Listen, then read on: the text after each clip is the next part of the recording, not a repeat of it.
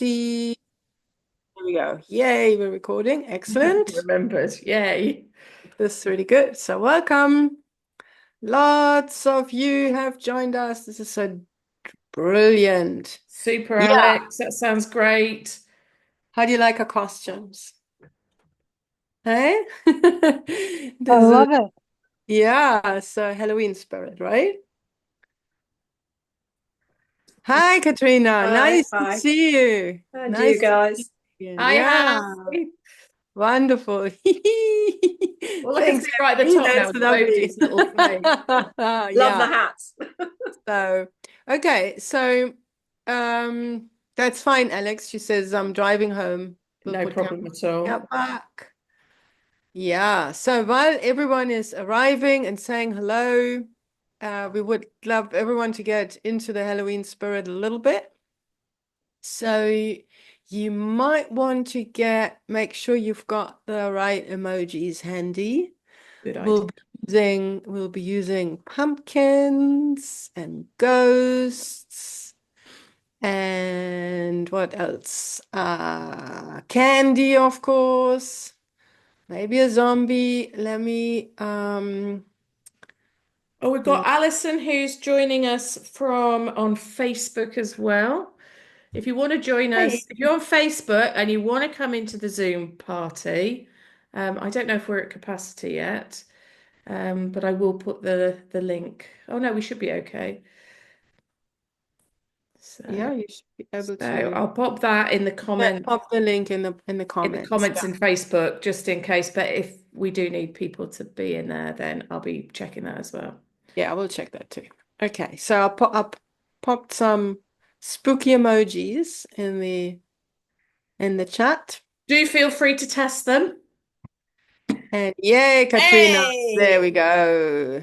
Excellent, excellent. And then also some candy and some chocolate, right? Let me show you. Just having a little look for any So while we getting ready, and here's a candy. Great, people are streaming it. So here's a question for you. Halloween, you hate it or you love it? Can be quite stressful when you have dogs, eh? How do you feel? So put in a candy if you really love it, and put in a spooky ghost if it's you could do without it.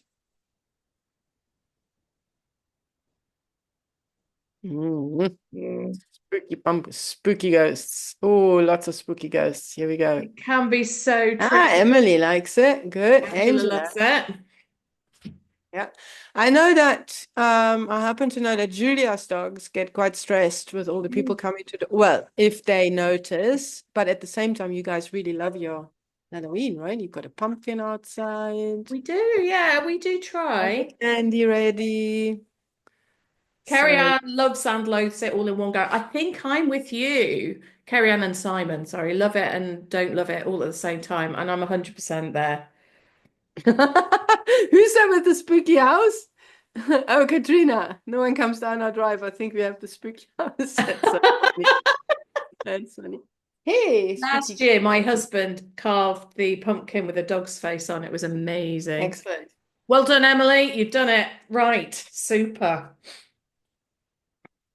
Yep. Brilliant. Okay, cool. That's great stuff. So nice having people on Zoom. So people trickling in Yeah. to give everyone a chance to arrive. And also, I've got a bit of a problem. For whatever reason, Stevie doesn't want to settle today. She slept very little. And every time we put her down very quickly, she gets up again. Do you know what I'm thinking, Barbara? Oh, I think a bucket might be a little bit full. yeah. But I don't know why. Wouldn't, yeah. Anyway, so we'll talk about it today. So that's good. So, are you excited about the topic? We're talking about buckets, triggers. Oh, we get 300 and it's too much. Yeah. 300 visitors? People. Yeah, we don't get anywhere near that many. We might get like 10, which is absolutely fine. Oh, And I know all that's of a them. lot. So That's a lot. Oh, Okay. So can we, I'm not sure if I can do that. I'm just trying to view. Okay. Yeah. It's a bit nicer for okay. So I think we're all here. Goody. brilliant, brilliant.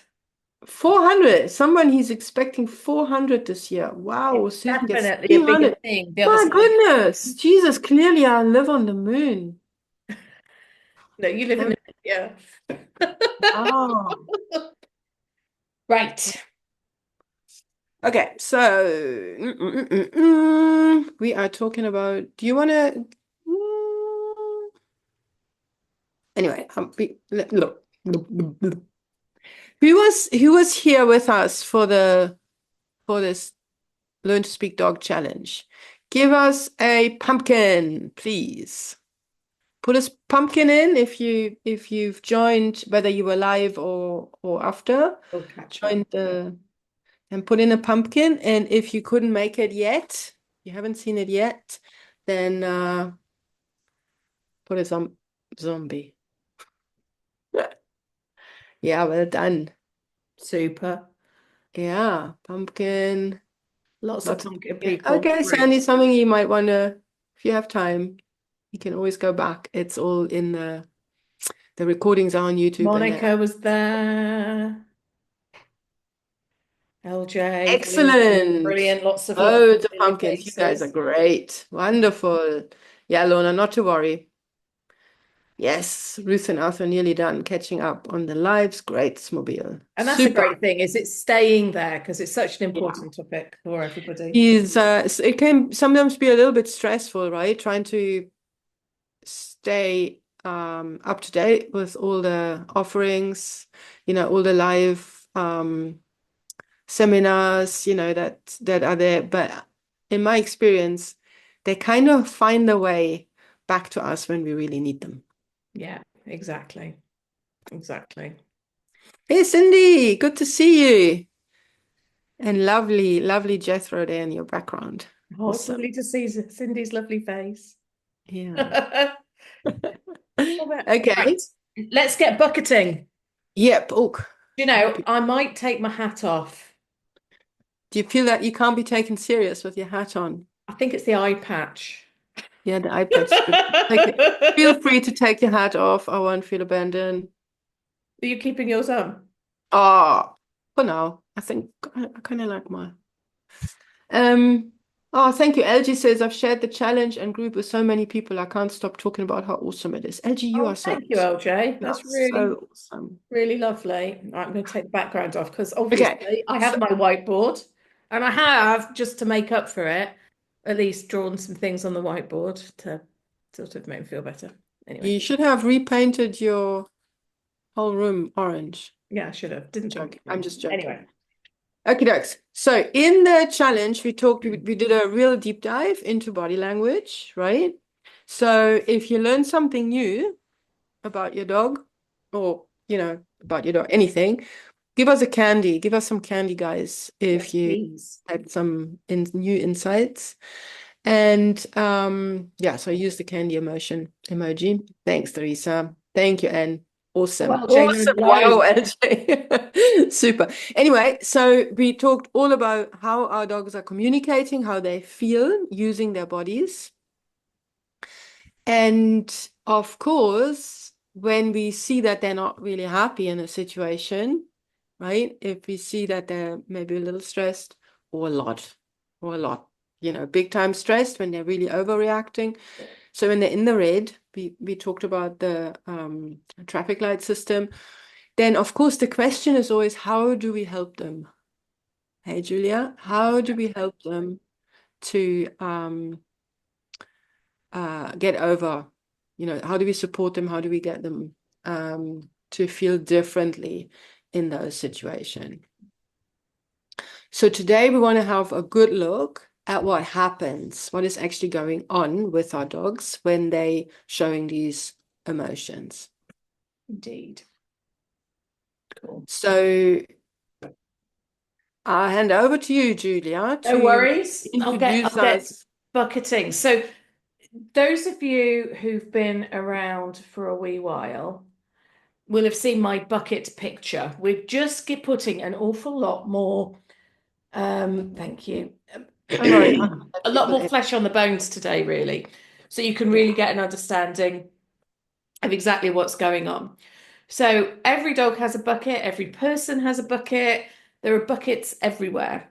And what happens is, so I'm going to, in fact, I've got to get rid of a pumpkin. I'm sorry, because I could draw a bucket.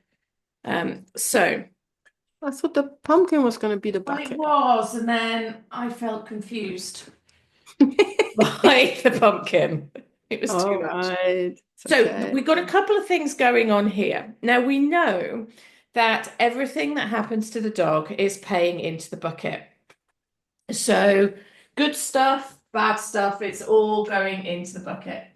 And then this level of liquid in the bucket, and this is where we're getting into a little bit more, that really represents that arousal.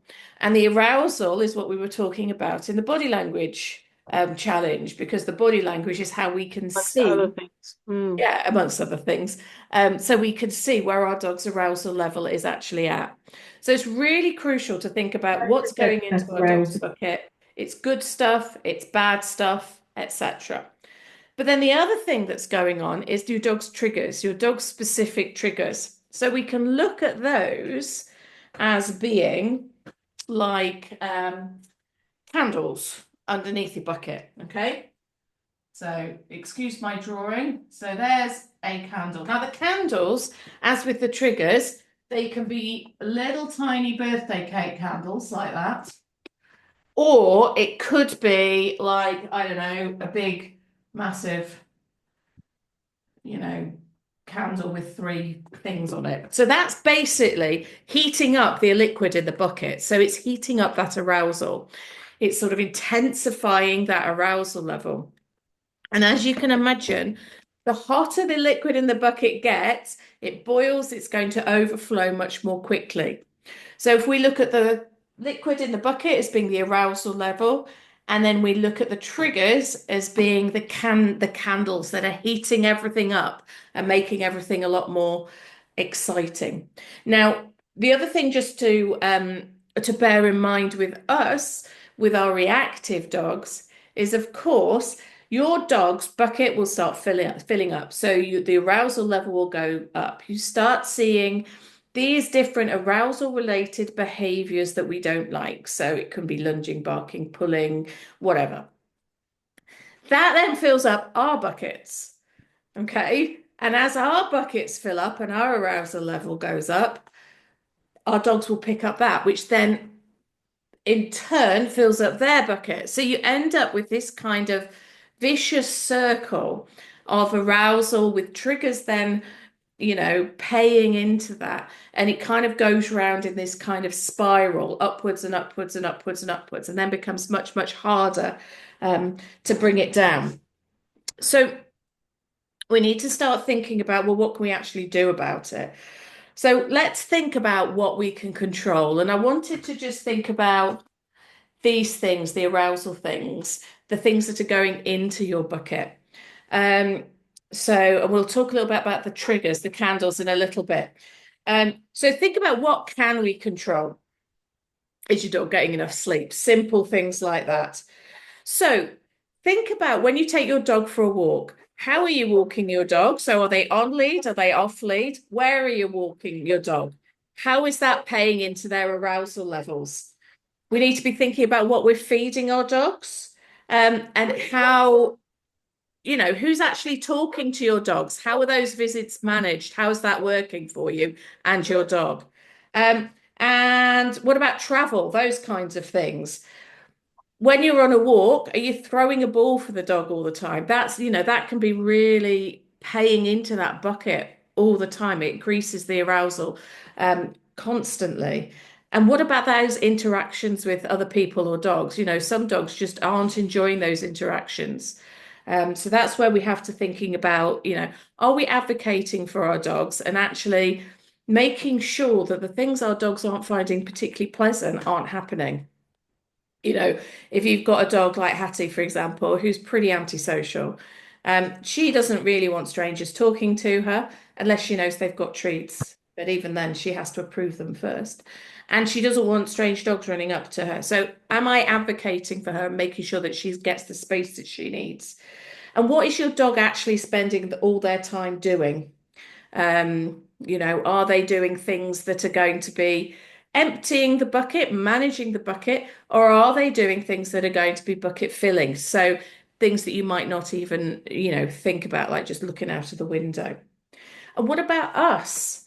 Now, one thing that's massively bucket filling for our dogs is the use of positive punishment. Now, positive punishment is it's one of those little phrases that we use as dog trainers that kind of, when you think about it, doesn't really make any sense because punishment isn't positive. So in this context, it means adding something that's punishment. Negative punishment would be taking away something that's punishing. So the obvious ones that we all know about are things like using e-collars, prong collars, those kind of things. But it can be other things as well. It can be how we use our voices that can be quite punishing for our dogs. So, if our dogs are really excited, they're jumping up a lot, and then we tell them off, actually, that's quite punishing for the dog, which is kind of what we're going for because we want them to stop. However, it's actually making the bucket situation worse, rather than improving it. So that's another one just to bear in mind. Um, so yeah, that's kind of the overview of what's going on with our dog's little buckets and kind of how they work. So So I would like to just ask a few questions for please. the people who are here. So so we have the candles, that are really the things that trigger reactions in your dogs, and it can be anything. So I'd love everyone to just share. Maybe you can put in the chat what the main triggers are for your dogs. Do you know what that is? And just dump what it is that brings out like the worst in your dog.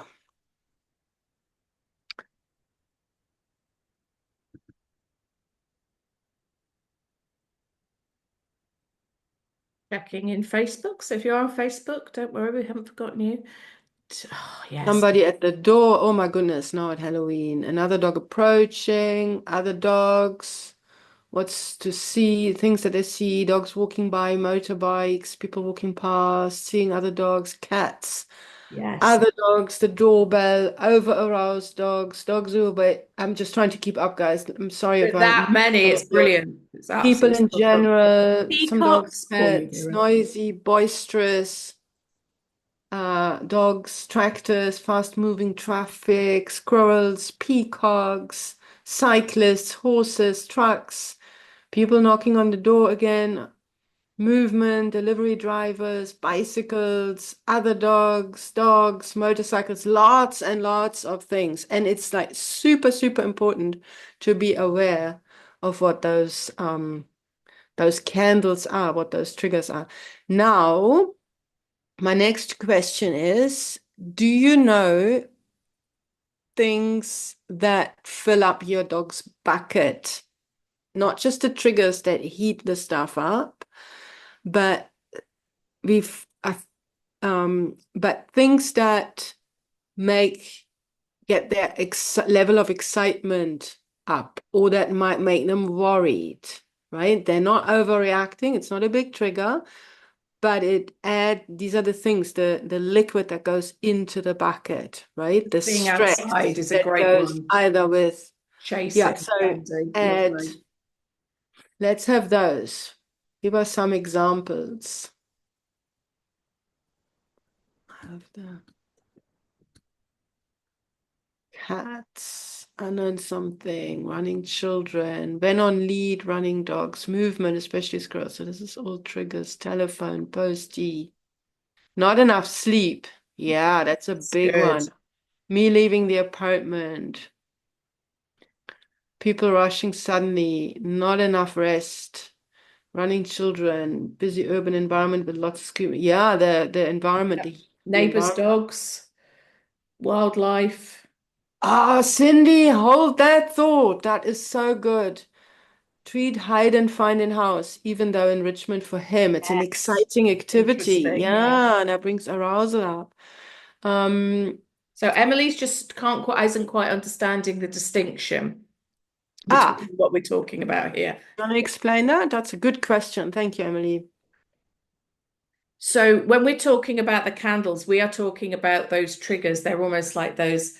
So for example, if you've got a reactive dog that's dog reactive, seeing another dog is a trigger, right? So that's the kind of thing that goes pow, it's going to really cause a lot of increase in how the dog's feeling, it's like a massively I'm trying to think of the words here. It's kind of like a kind of in the moment thing. Whereas the things that are contributing, that are filling the bucket, contributing to those arousal, they're more kind of your slow burn things. There are things that are happening in your dog's day-to-day life and in the environment that are just giving this kind of background level of arousal and sort of anxiety or excitement or whatever, Yeah. without being those biggies. Yeah. So Maya had a good point here. Changes in our routine. Really nicely. Already the dog is worried and a bit on edge, Yeah. right? And that increases the likelihood of them reacting. Now, look, it's not important whether we know exactly this is water that goes into the bucket and this is a candle and Really doesn't. this is just like, we're just trying to analyze a complex scenario. So you could just as well, you could say, okay, this is all triggers that end up stacking up. So sometimes when with my youngster, we're out and then I say to my husband, he's really stacked. And he knows what I mean. It's like a lot has happened. I'm not aware of everything that might have gone into his bucket, but I can see And that that's he's it. really There are going to stacked. be so many things that we're not aware of. I mean, on Facebook, Alison's just put the signs that the walk is going to happen. So those predictions, those little prediction Good markers, one. really bucket filling. That's absolutely spot on. Yeah. But Yeah. also, because if we think of how our dogs experience the world, it's similar to the way that we do, but there are some crucial differences. So things like scents can be bucket filling, whereas we probably wouldn't even notice most of them. Mm, There'll be mm, sounds that we can't hear, that they can because their hearing's better than ours. Um, it can be because their sight, for example, is worse than ours. So being in the dark and things can be a bit, more bucket filling for them than it is for us. So, there's all sorts of yeah. different things. Cheers, Katrina. Okay, so Ruth made a really good point here. Some dogs have huge buckets and some have small ones. Yes, So maybe that's a really good point. super Should we point. talk about that for a minute? Yes. So that's exactly as you said. And it's not related to the size of the dog. You can have a Chihuahua with the biggest bucket in the world and a Great Dane with a thimble-sized bucket. Now, let's guys, is it good to have a big bucket? If you think that a big bucket is a good thing, give us a candy. If you think that you want a smaller bucket, give us I'm just looking for an excuse to use emojis. So if you think you wanted a smaller one, then give us what did I say? Candy versus pumpkin. Small bucket, pumpkin. It's the wrong way around. It is, but pumpkin I have needs to to be stick big. with it now. LG says candy. Big bucket is good. Ooh, So the hold way that. that you know whether Good your one, dog has Carrie Ann. Hold that thought. okay, dokes. Big hole best. Big bucket with a big hole, Yeah, says Carol. There's a hole in the bucket. How does that song go? like that. Big bucket. Smaller bucket, says Cindy. I prefer a smaller bucket. Me too, it's not as heavy. Just joking. So Emily says the big bucket gives more room before it's filled, but then there could be a whole lot more things that could boil over. Yeah. I mean, Interesting. we want to aim for a good big bucket, and that's the dog's kind of resilience to what's going on around it. And it's their ability to still be able to think and process, even though there's stuff going on. So big bucket is what we're aiming for, because that means the dog is just taking things in their stride, really, because it just gets lost in the bottom. And But we also want to reduce the triggers, we right? also want to fill it less.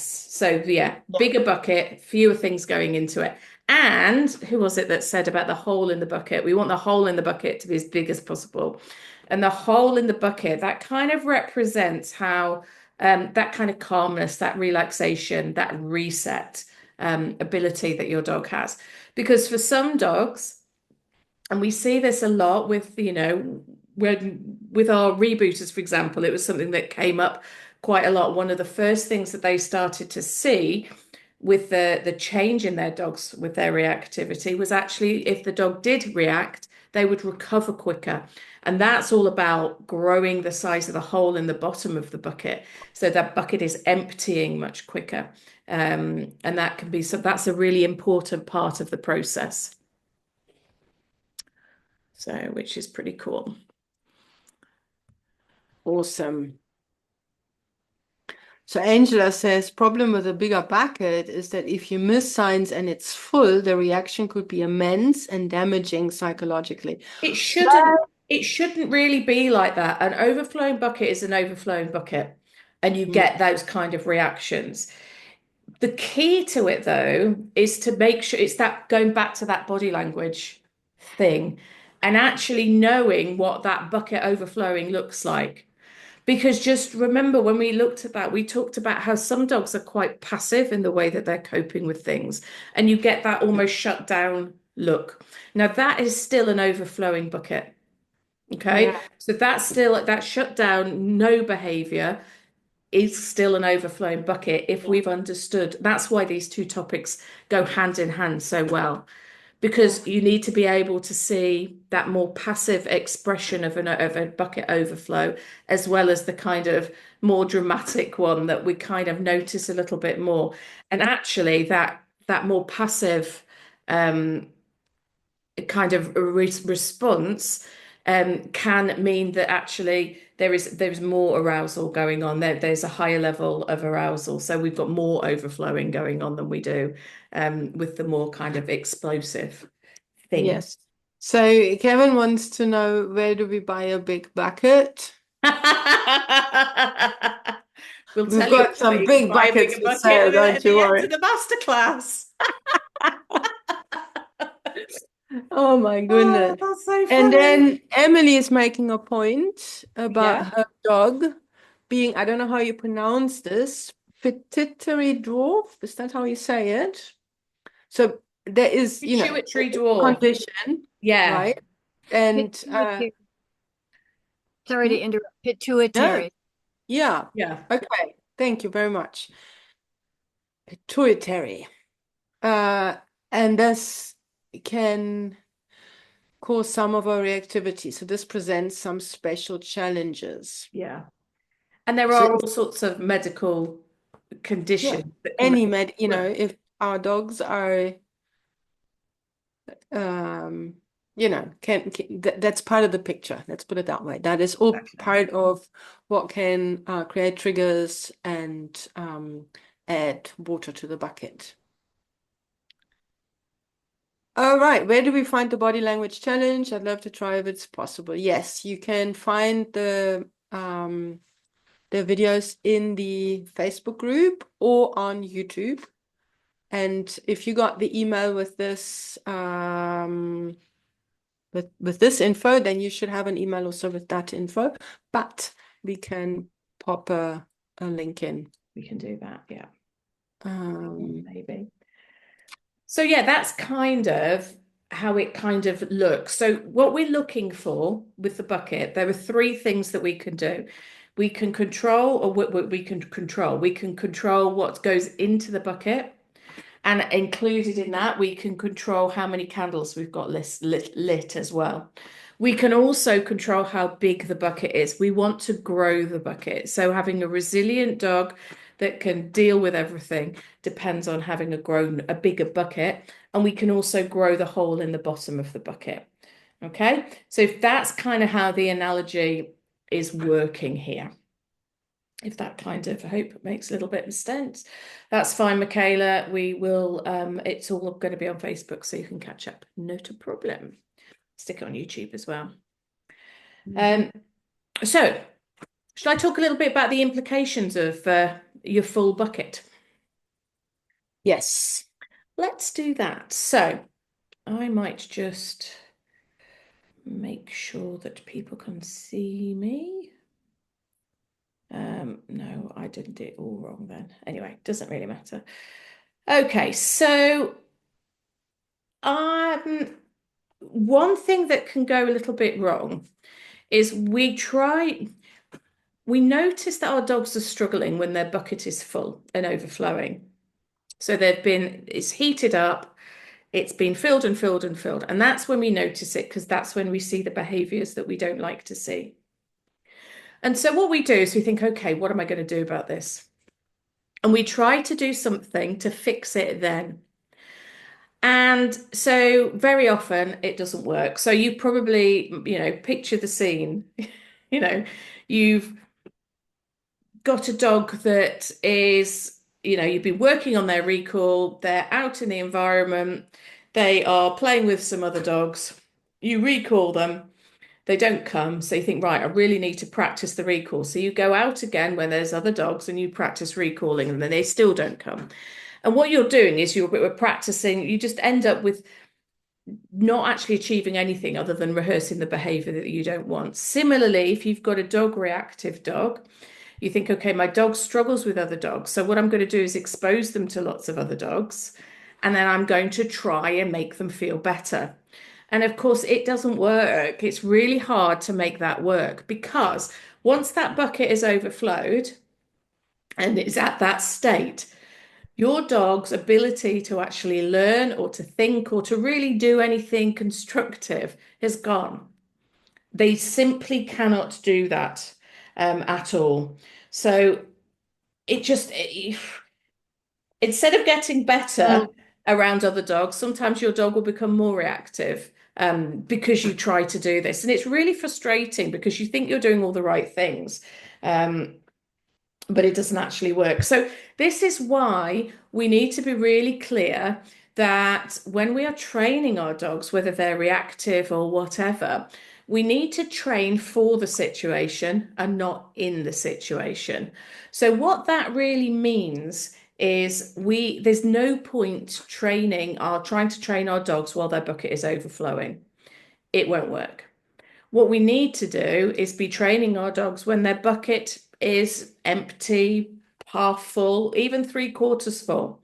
We can start doing some training at that point to give them the strategies and the skills they need to cope when their bucket is filling up. So what we're doing with our training is we're increasing the size of the bucket. We're maybe increasing the size of the hole in the bottom of the bucket. Carrie Bucket Ann's holiday. just put bucket holiday. Absolutely. We'll talk about Yeah. those in just Can just I, I just want to pause you for a moment. these two. I know I get into a little bit of a I just would like to do a bit of a brainstorm while we're listening to great you. idea. Um, and I would like to ask everyone what comes when they think about um, training or helping their dogs or helping dogs with reactivity, solving reactivity. What is the first thing that comes to your mind? Just pop that in the chat. Great idea. Oh, here we go.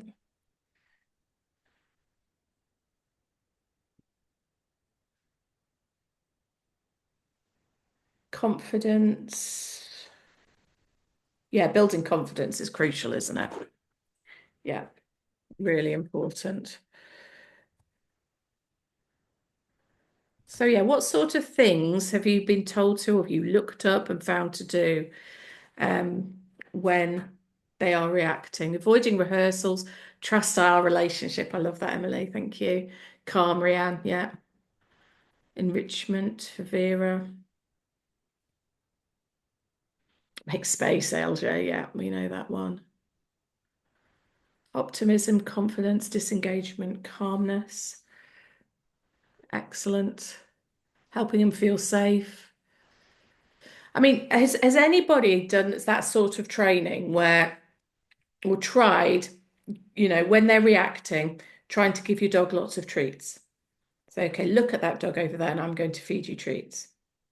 So anybody tried that? I know I have, in the past, 100%. Anybody else? Yep. And could you just share with us what happened when you tried it? Well, Emily says she ignores the treats, so she's too excited. Exactly, Emily. And Sandy says only if they see and don't react. Yep. Angela's dog is not food motivated. It didn't work, says my dog wouldn't take anything. Yes, it didn't Exactly. help. Yes, but there's no point. Yeah. So Damn, frustrating, that's isn't it? successful if at the distance. For Lorna at work, dog calmed down. Genesis too aroused to take treats. Yeah, it wouldn't take them or spit them out and would snatch them. Really good observations. Yeah. Yeah, and Vivian says the distance is too short when it happens. Yep.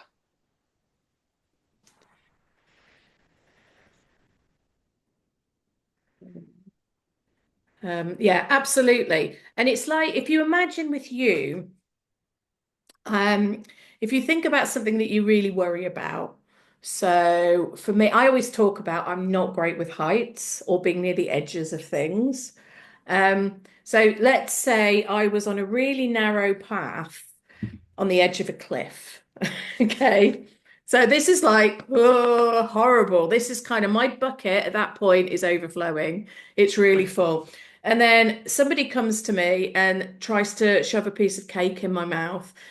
I'm going to be honest with you, it's not helping because the way my body is in that state where all it can think about is survival and how do I make myself feel better in term from a survival perspective. The bit of me, the systems in me that can digest and can eat and appreciate, they're not on. My body's just thought, actually, I need to put everything into not falling off the side of this cliff. That's all I'm focusing on right now. So yeah, no matter how much I love cake, and I do quite a lot, to be fair, it's not going to help me at that point. And it's the same with our dogs when they're feeling reactive. So Um, Susan's making an interesting point. She says, the dog, he thinks he's being rewarded for barking instead of stopping. do you want to talk about that kind of Yeah, so the quite an thing is, interesting one, isn't it? yeah, and it is it's part of that common misconception that we can train the dogs when they are overstimulated. So when the bucket is overflowing and they're reacting to something, and that could be like my little Falcon here, when he hears the dogs in the neighborhood bark, they can set him off and then he'll bark. And or it could be your dog seeing another dog coming towards them, whatever it is, and then they lunge and bark, whatever it might be, their bucket is overflowing, they're overreacting. This is an emotional reaction, and they are not able to think. They're not actually accessing the part of the brain where they make a deliberate choice. So they're not being naughty, they just can't help themselves. They're just reacting. It's a bit like when I'm a passenger in the car. And, if you ask me, what is my confidence in my husband's driving? He's an extremely good driver, right? I have no doubts about that. I feel absolutely safe. So we're driving along, and here comes a car, and and I might shriek. I might go, oh, watch, watch, watch, I don't, this is not an expression of, not because I don't trust him. He gets annoyed sometimes, right? I'm a terrible passenger, but that's by the by. It's not because I don't, it's not that. It's just that triggers me. They're coming towards us fast. What if they don't bark? It's just a reaction. So I shriek. And it's the same with the dog. So whether you're withholding the cookies because, or right? If you're far enough away, the dog's cookies can help the arousal bringing down, but most of the time the dog is actually over threshold anyways. So the thing to do is to get out, like lots of people have shared. But we cannot teach them not to break by not giving them the treats. Exactly. You can't, the barking is a response to an emotion, to how they're feeling. And we Yeah. can't reward emotion, you know. And Vera says, but the treats can help if they're used at the right distance as a way of Absolutely. helping the dog to change the underneath emotions. That's absolutely correct. Spot It's on. just that, again, what Julia said earlier, we want to train for the situation, not in the situation. So when we try to build a positive conditioned emotional response to a trigger, we want that training setting, the training session to be as controlled as possible. And when we're out in the wild, you know, we can't control anything. Yeah, We exactly. don't know when the dogs come. We don't know when our dog is seeing the dogs, because here's the thing. We want to give the treats. We want to we want a positive consequence of them noticing what's happening. We want that to be while the dog is under threshold. But most of us are so slow in reading the dog's body language that when we notice that the dog's noticed the dog, it's already too late. Yeah. Under threshold might mean that it looks like the dog hasn't even seen the dog. They're so aware. Who's got a dog that explodes while the other dog is like miles away and goes seemingly from green to red in like a split second? Who's got a dog like that? I'm sure we've got people here who experienced that on their Put a work. ghost in the comments. Yeah, put a ghost in the comment. Thanks. Flipping up on my emojis. Yeah, says Vera, says yes. Teresa says I do. Emily writes ghost. Love it, Emily. Teresa's got the We're ghost. so Yeah, similar. yeah. So our dogs are so aware of the environment. Yeah. Maya put a ghost. They're so aware of the environment. So we might think, oh, they haven't seen that there is a dog over there. Oh, they know. Oh, They they could have know. smelt it, they could have heard it. You know, sight Yeah, isn't their primary sense. So yeah. they're using so much more, you know, how they're perceiving the world. We don't really know exactly how they do perceive the world, Yeah. but what we do know is that, you know, they pick things up before that we do. Mm. Um, yeah, I think my Who dog says has X-ray vision. She knows if there's a dog outside without looking. Exactly. Exactly. yeah.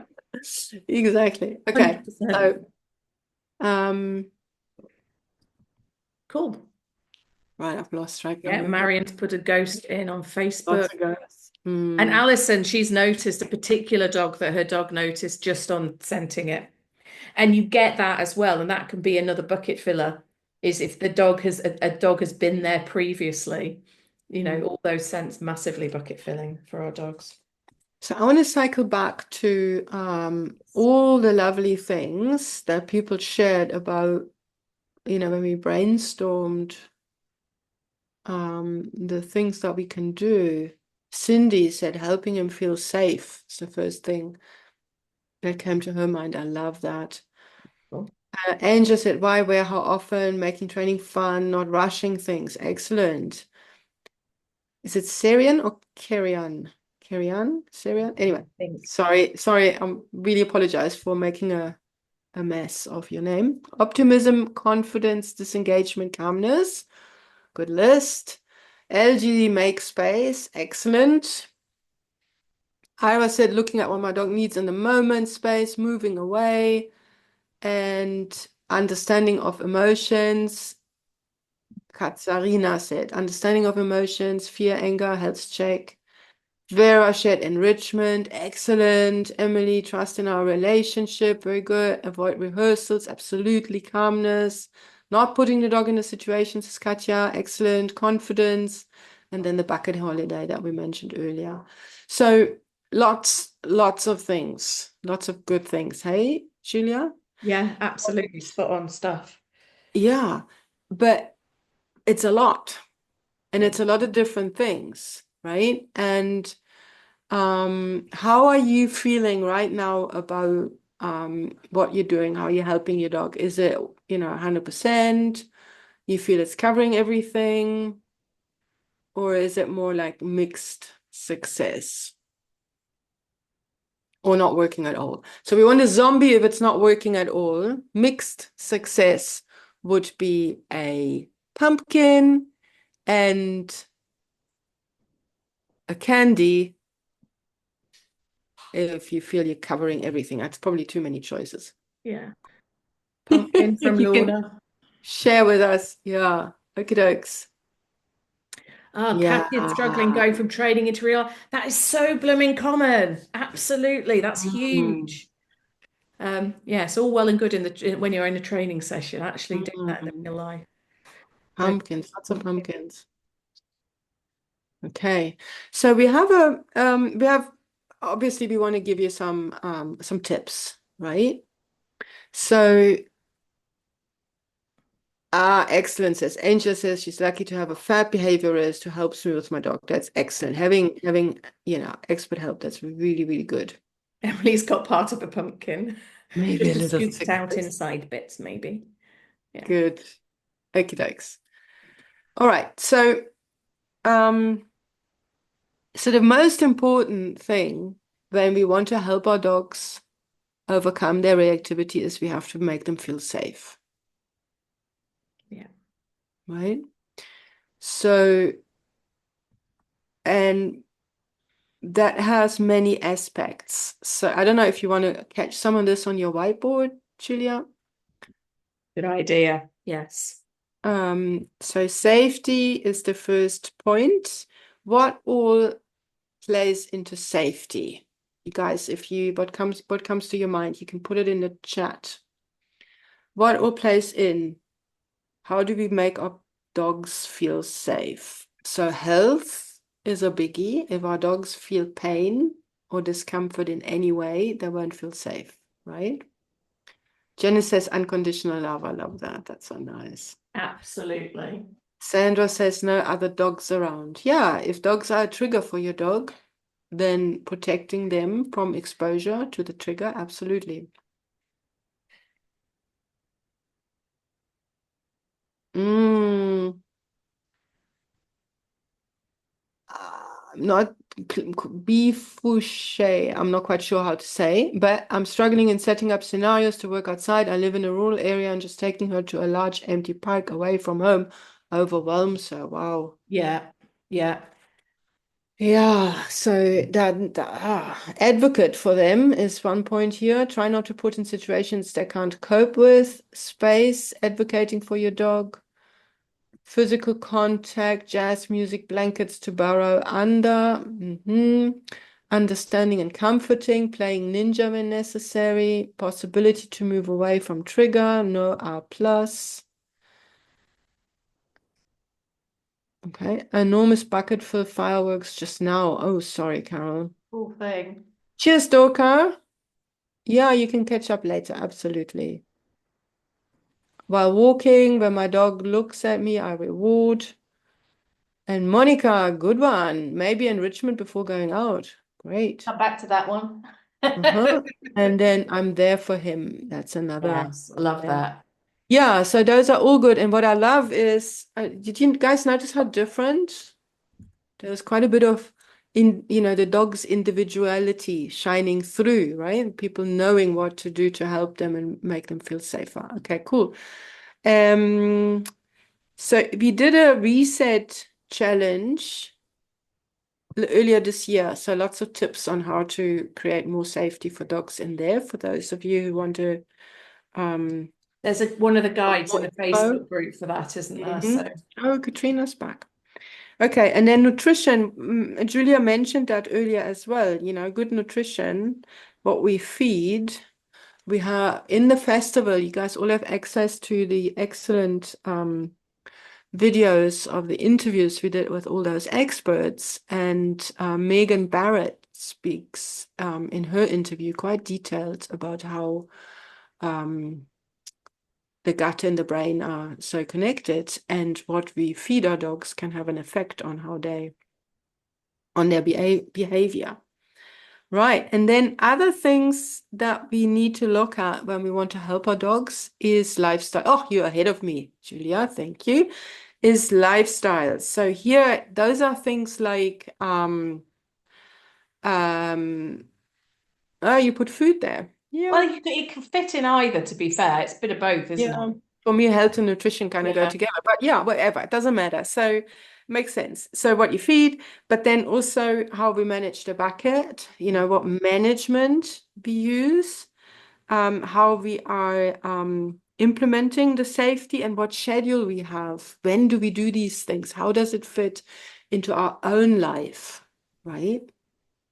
It's important because, you know, there's two ends on the leash. It's not all about the dog. It's also a lot about us and feeling overwhelmed and not able, you know, to, you know, or, you know, everything's about the dog. Our life shrinks. We can't take them places, constantly just like doing things, you know, all these things can impact how we feel, and it becomes a bit of a vicious circle. Do you sometimes feel a bit like that? Yeah, like everything's about the dog and you kind of shrink and your life's shrunk. So give us a heart if you know what I'm talking about. And then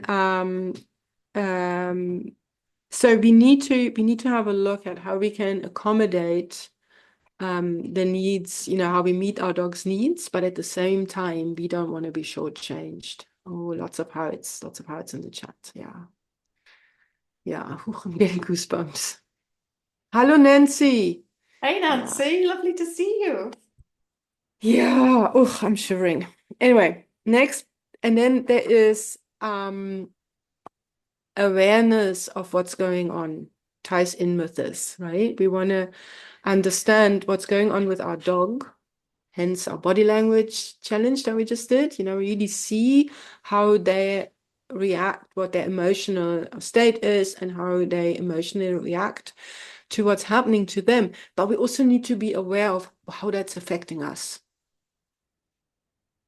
right? We can feel, and you know, some of you know, I've shared a few things about how my older dog was attacked, and how then trying to help him overcome, you know, the injury, how that affected the relationship with my, you know, in the home with the other dog and all these things. And if only I had done this, if only that, you know, you can feel so guilty sometimes, you know, and that doesn't help anybody, but it just happens. Just like our dogs can't help it when they react, right? We also are, you know, we also have an emotional setup and they're placed into it. And our dogs are so in tune with us and how we feel, right? And it affects again how kind of feed off each other, you know? Thanks, Teresa. Yeah. Anyway, so awareness is super, super important. Then there is, of course, training, right? We want to build confidence in our dogs. So that's where the training comes in. For confidence, to help build, you know, or to build value for behaviors other than the behavior that is currently stressful, you know, for the dog, for you, and so on.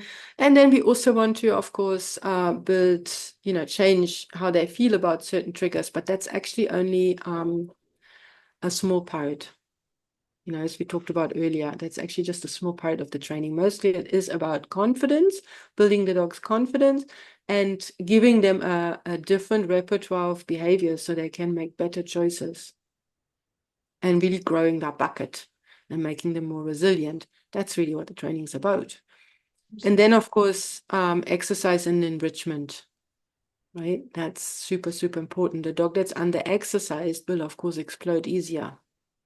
Or over-exercised, right? Too much running around. I learned that from Falcon. Too much running, you know, that is also incredibly bucket filling for him. So we have to find the right balance. And that's why I said to Cindy earlier, hold that thought, because Cindy shared that sniffing hide and seek games can actually be quite arousing for Some Jeff. dogs. Yeah. And then high exciting stuff, it's positive. It can still be bucket filling. I'm not saying your dog shouldn't have fun. It's just important that we back to the awareness that we know our dogs well and that we know what activity and what food and what environment has what kind of effect that has on them. Does that make sense? It totally does. What? Do you know what it sort of says to me? Because there's been a few people in the comments said, right, how do I do that with my dog? How do I move from where I'm at to where I want to be? All those kind of things. And unfortunately, the answer is it depends because it's so individual to you and your dog. And that's where I think sometimes we struggle, don't we? Because we sort of want to have somebody to tell you what to do. Just do Yeah. this and it'll work. And that's not necessarily going to be the case. So, but we can talk about, what we can do about that in a Yeah. few minutes. Yeah. Maybe I think I might actually be a good time to talk about why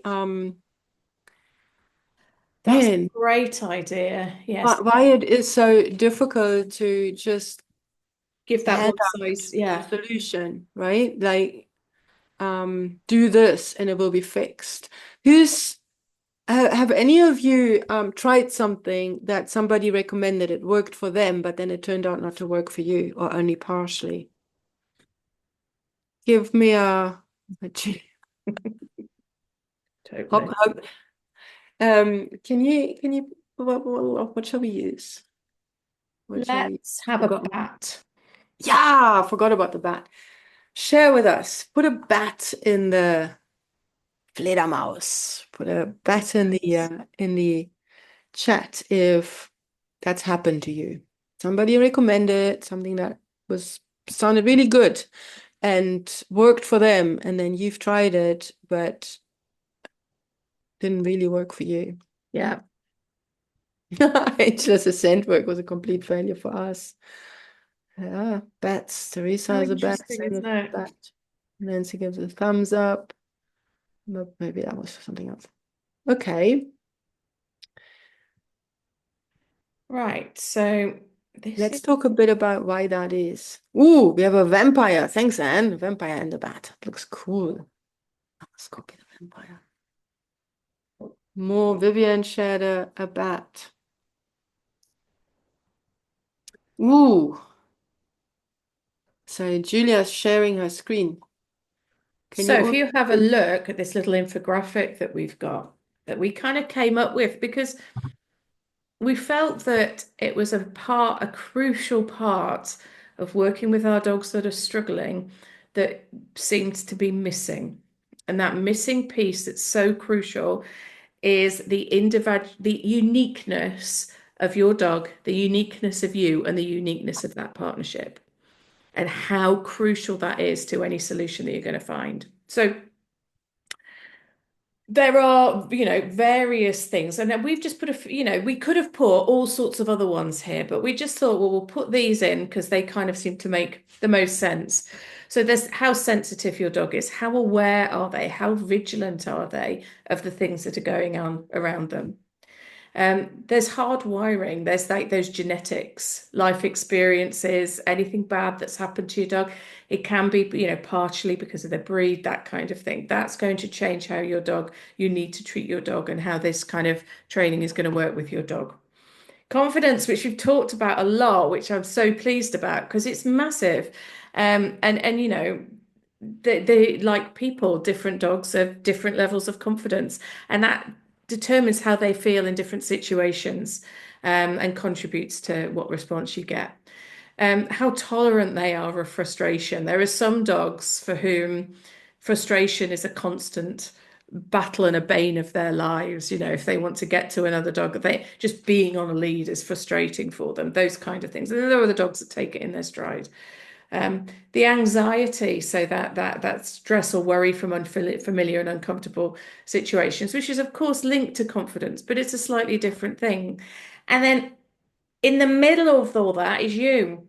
So your emotions, your personality, it influences everything, what your expectations are, what your dreams are, all those kind of things, is so important. So again, I can't remember who it was, but somebody in the chat said that they were struggling. How do you know when you can move into real world from the training for the situation part? And it depends on all of this, and how you do that depends on all of this as well. And it's a real crucial part of the picture. You're very welcome if you want to have if you want to have a screenshot of any of that, you're very welcome to do so. What would you add to that, Barbara? Well, the sensitivity part just always strikes home for me because I do a lot of training with my dogs, right? And I mean, obviously we, confidence building, train for agility, and it's always about, creating lots of confidence in your dog. And then still, I find that, they're so different in their sensitivities is really kind of amazing. So and with some of it, I don't even notice. So now it seems like the easy peasy dog. My sister-in-law was visiting last week, and we were chatting and joking about, with three dogs and never going away unless we can take the dogs along and da da da da da. And then she says, "Oh no, she's got the solution." She really liked Falcon. They kind of hit it off together. So then she said he can come to her, and I forget what plan she had for Stevie. And then she said, "And now it's so nice and easy. He could be with anyone," right? He doesn't easily overreact, and he doesn't react on walks. He seems like the easiest dog in the world, and he is so sensitive. He is, isn't he? Yeah, and I know that leaving him alone with the other two are gone, leaving him alone with a house sitter, it would just He'd hate it, wouldn't he? tried it one time. We've tried it, and he was just hiding under the bed, and whenever the house sitter entered, he'd growl at him, and you know. Yeah. So yeah, that's I've and my recent experience going back to trialing and then realizing that my dog still, lost so much confidence, and I had a completely different dog.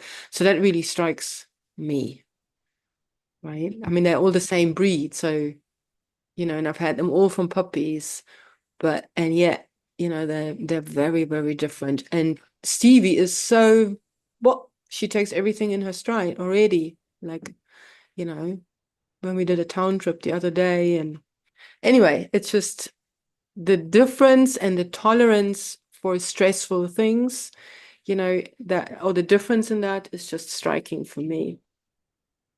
I think anybody who's had more than one dog can attest to how uniquely different each dog is, right? Even if they're from the same breed, you know. Isn't it something that you often say, that there's more variety Yeah, there's more inside? variety within the breed than between breeds, that's for sure. Definitely. Because you get that thing, don't you? It's like, I've got a border collie, therefore my dog is. And then you have a border collie that's super chilled out and snoozes the whole time. And then you've got another one that's totally wired. They can be so, so different. Mm. There are some genetic things and traits that tend to come through that we've bred for, because particularly with working dogs, they're doing a particular job. But that doesn't mean that it gives you the picture about this is what my dog is like. Mm. You've got to just be, and it's something we talk about quite a lot, isn't it, when we're doing training, Barbara? You've got to be just working with that dog, that individual that you've got in front of you. Yeah. That's why understanding and learning about that dog and learning about all this stuff that's on the screen at the moment is so important. Yeah. And then also the role that we play in all of this, right? Because there is a two-way communication going on the whole time, whether we're listening or not, between us and the dog. So the one big struggle that I have with Noah is his hey Falky, is taking him to the vet, having anything, done to him, and I feed, a lot of that anxiety also by now, comes from me as well, because I worry ahead of time so much. So the other day when his vaccination, I couldn't put it off any longer. We worked we made a plan, um, but I wasn't part of it. I did help beforehand, like with the stationing and everything. So we worked on some stuff together to be able to take some of the candles away. But I actually didn't go and take him. John went and a different, we did everything different. And he didn't like it, but it was really fast. And he was immediately after, he was like, what are you doing to me? And then like, oh, what was that? And so we minimized the stress for him. But if I had been involved, it would have been more stressful for both of us. So the uniqueness of your family situation, or your bond with your dog, or it's two ends to the leash, as we always say. Yeah, It's not just all about the dog, it's also a lot about us. 100%. And that is, oh, let's have a look what's in the chat quickly. Angela, so Cindy says, totally agree. All dogs are different. Start with the dog that's in front of you. Yes, Totally, Angela says, Cindy. genetics play a huge part. Variants in breeds are no different to variances in human families, siblings, for example. Exactly, yeah. And And in fact, it's more than that, isn't it? With dogs, the dog breed is more like people who are the same nationality or something like that, or all people with blue eyes. That's the kind of level that we're going for. hmm.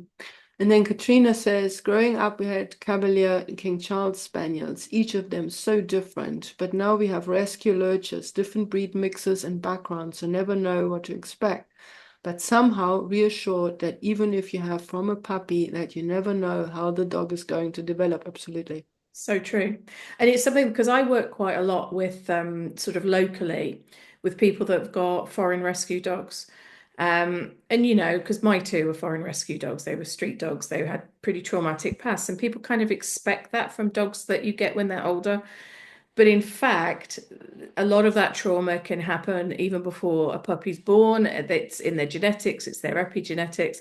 So just because a puppy isn't a blank slate, I think that's what I'm trying to say. It's not like a blank slate that you can mold. There's a lot going on already. Yeah. But all of this, it kind of brings us to, well, what can you do if you want to know Yeah. how to make those Yeah. steps? Yeah. I mean, the thing is, what is absolutely clear is that just like obedience type training is not going to do it for all those reasons, right? We need to do more. It plays, of course, as part of it. But what is really important to recognize is that it's a lot about emotions, your dog's emotions, your own emotions that play into this, and knowing how to help our dogs and ourselves deal with those emotions. That is really what is very central to overcoming dog reactivity. Exactly. Thanks And for the heart, Katrina. yeah, and that's why we're launching again our flagship program, which is the reactivity reboot. And it's kind of been built with all of this in mind. How, it's about finding solutions to reactivity for your dog and for you, so that you can get the dreams that you want and you can move from where you are now to where you need to be, and Yeah. how you do that, and how you can get the support to do that, which, as I say, is quite often missing. It's that kind of missing extra piece Yeah. that's so crucial. Maybe if you want to stop the screen share for a moment, Julia, we Sorry, I can should have done share. that. There we go. I can pop that. So if any of you, if you're struggling with your dog right now and you would like to finally do something about it, we are, be open for enrollment for the reactivity reboot right now. And that's a 3 months program where we have online materials like videos and PDFs and all the stuff like how to do this and how to do that and all those things. But more importantly, we have a weekly Zoom class where we get together like this and discuss what's going on with our own dogs and what the goals are, where we're struggling, what we want to achieve, and break down the steps of how we get there. Do you maybe, Cindy Cindy? wants to unmute. Yeah, sure. Go ahead. So I am a proud graduate of Julian Barber's first reboot program, which was True. kind of a knee-jerk reaction after the festival. But I don't regret it in any way. I learned a lot. When I looked at it, I was looking at the kind of the steps of what we were doing and confused about some of how it was, ordered. But then as time went on, I understood. And the small bits, the small short videos and the small, bites of information was easy to digest. And then the Zooms that we got together and all the other people involved were great because we all really got to know each other. And but I don't know, I can't, and the continuity it's 12 weeks still, right? Yeah. The continuity of that was really helpful for me because it was something that I committed to. And, so each week I was, working on, several things, but it was continuity. So when I went through the program, I had learned a lot, and it wasn't just, oh, I'm gonna go look at this Zoom today, and then, well, next week I'll just grab this one and learn this little bite, and it wasn't all connected. So I can't say enough about the program. Unfortunately, me and Jethro tore my MCL. Yes, he did. So we were down all summer. And then I had nose surgery, which we didn't hike for a very long time. Even now we're, maybe 2 miles, but then I had nose surgery. So aside from that, we're going to go back to our material because I have all the material and all of the Zooms that we did. And I'm going right back to the beginning of that and going through it piece by piece to get us, because nose surgery, he was gone for 10 days.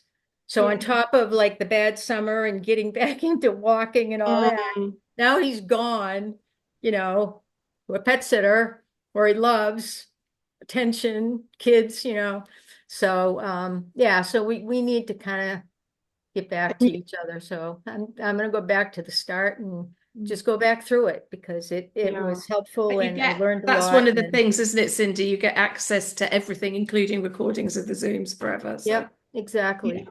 So Yeah. you're not So and I'm sure you were good luck with that. And and when is he coming back? well, he's back now. Oh, He he's was back now. gone. Okay. Yeah, he's been here for about a week. But, with all of that, it's really, we need to like rebond.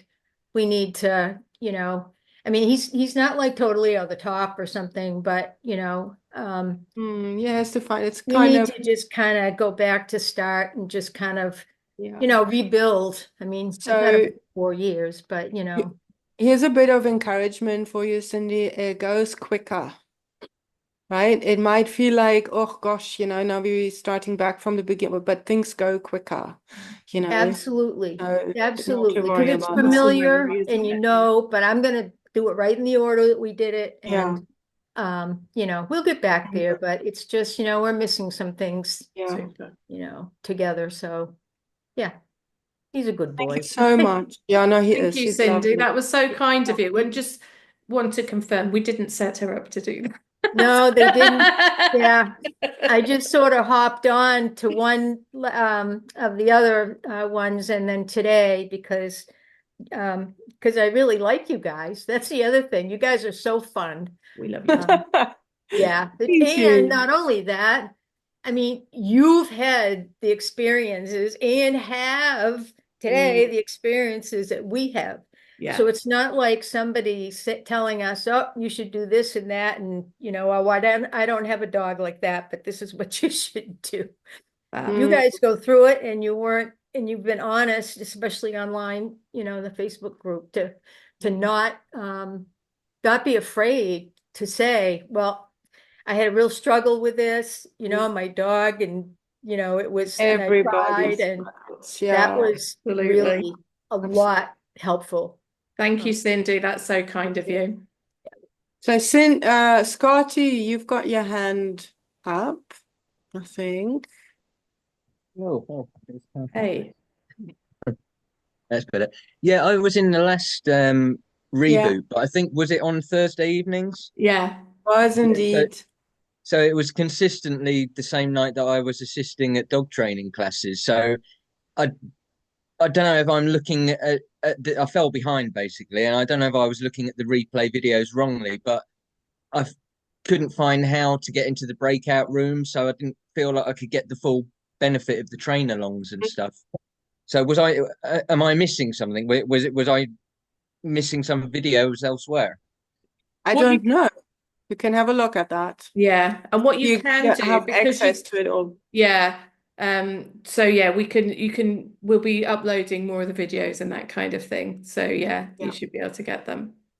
Okay, Yeah, brilliant. just Thank you. drop us a message. Yeah. Yeah. Let's talk about that. So there's a couple of messages, comments here, people asking if we offer it again, or hoping that we offer it. Well, we don't know. Probably not in this particular format. So if you kind of like, I would like to, if you can, join us now, right? Because we're not quite sure what's we'll be around next year. Don't worry about that. But It might look slightly different. yeah, we might be doing different things, and not because this isn't great. So yeah, so if you feel you wanna join us, then do. I'll pop the link. Hang on, we have it somewhere where you can sign up and look at the page. Oh, and before I forget, obviously, we'll give you a fat discount.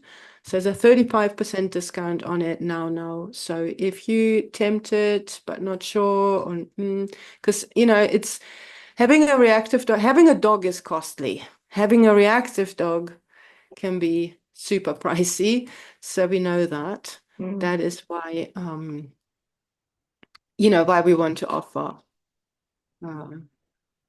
make it easier for you to do it. Hang on, I'm just frantically looking for this link now. Here we go. Got it here. So if you use this, then it should immediately put in the discount. And if for whatever reason it doesn't, then you tell us. And if you've got any more questions you want to ask about it, just drop us an email. I'll just put that in the comments. Here we go.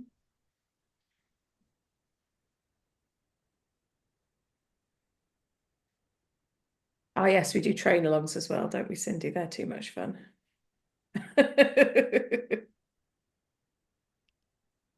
Yeah. So the train alongs they are really good fun. Does anybody have any questions now? Shoot. Before we finish, do feel free. Shoot, indeed. Mikey's got things to say. Can you hear? What is it, my boy? Come over here. Okay, the video for this, because I know you've missed quite a bit of it, it'll be in the group for a fair while, so you can get the replay there. I'll also stick it on YouTube as well, so you can catch it there. If you can't find it, well, you found it now, so you should be able to go back and when it's finished, go back to the beginning again, which would be quite a good idea.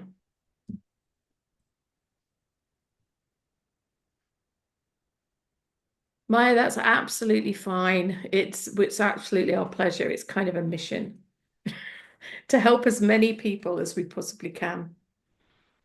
It really, really is. We do love doing stuff like this. We just get to all hang out. Pleasure, Emily. We'll look forward to seeing you in the group and around the place. Yeah, and if you need anything, just let us know. Any more questions that are coming up? Oh, yes.